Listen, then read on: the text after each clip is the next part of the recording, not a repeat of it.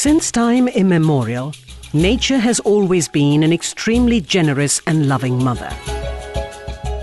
Her entire being is dedicated towards equipping her dear children for the challenging race of life. Unfortunately, not all of India's children manage to grow and bloom the way she would like them to. An alarming 30% of all babies in India are born with low birth weight. This is double the percentage of low birth weight prevalence in the world. Malnourished mothers are more likely to have low birth weight babies. In India, a disturbing 36% of all women are chronically undernourished and 55% are anemic. 60 million children in India are underweight. Malnutrition levels in India are among the highest in the world. They are nearly twice the levels of sub-Saharan Africa and 6 times those of China. An equally important indicator of undernutrition is the height of the child. Some children may appear to be normal, but are actually much shorter than other children the same age.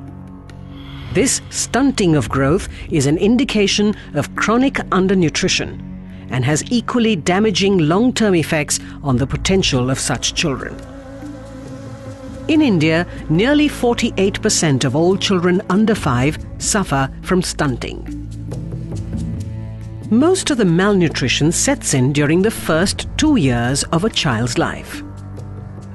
Tragically, the damage caused by malnutrition in these first 2 years is largely irreversible. Not only is the child's physical growth retarded for life, but there could also be permanent damage to the brain. As a result, such children are likely to face the challenges of life with severe long-term handicaps: lower intelligence, lower education, lower strength and stamina, lower productivity, and therefore lower income.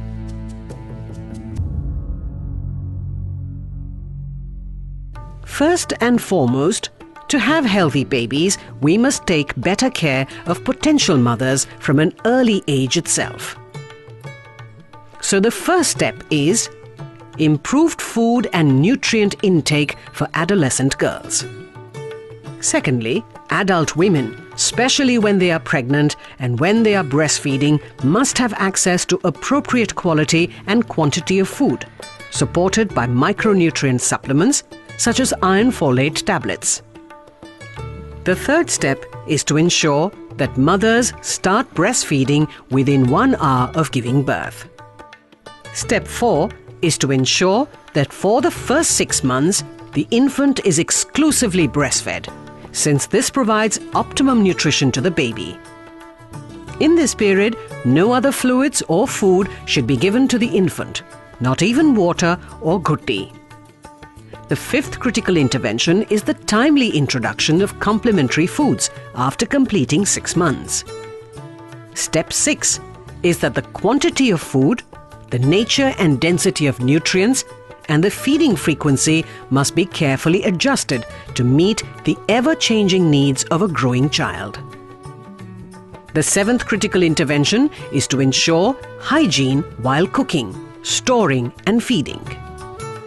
Step 8 is to ensure that a full course of immunization is administered as per schedule in the first year itself.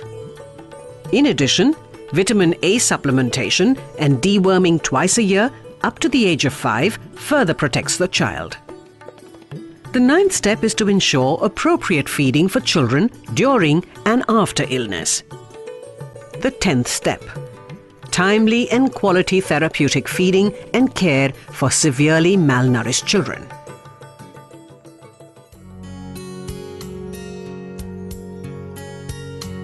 At the program level, the greatest challenge before us is how do we ensure that these 10 critical interventions are adopted by families? And how do we ensure that at a macro level we channelize our resources towards effective and productive interventions? First and foremost, there needs to be an increased focus on prevention of malnutrition to ensure that malnutrition is not allowed the slightest chance to set in. Health and nutrition services must reach mothers and children during the critical window of opportunity. The phase from preconception through to the first 2 years of childhood, when most of malnutrition sets in. Secondly, for any nutrition program to succeed, we must understand that while food intake is indeed important, the nutritional status of children also depends on several non-food factors, such as sanitation and hygiene, safe drinking water, and appropriate caring and feeding practices. Programmers must support the field staff, be it Anganwadi workers, ANMs or ASHA workers, to help them work with families and bring about this behavior change. Deficiencies of nutrients such as vitamin A, iodine, iron and zinc alone may cost India 12,500 crore rupees annually. The real shame is that this colossal loss of human life and resources can be prevented. Programs must pay adequate attention to reducing micronutrient deficiencies. Micronutrient interventions are widely accepted as being one of the most cost-effective. Given the multidimensional nature of malnutrition, beating it requires coordinated efforts between various ministries and departments, such as those responsible for health, food, drinking water, sanitation and hygiene, education and employment, agriculture, Panchayati Raj, and women and child development.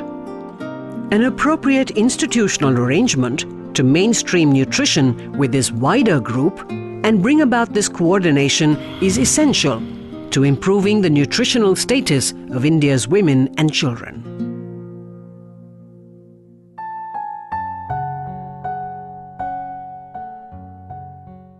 Our children are looking up to each and every one of us with great hope. There is a lot that we can do as individuals as well as collectively. The critical question is, are you going to wait for someone else to help? Or are you going to step forward and do whatever you can to help these children lead healthy, well-nourished lives? The future now depends on you.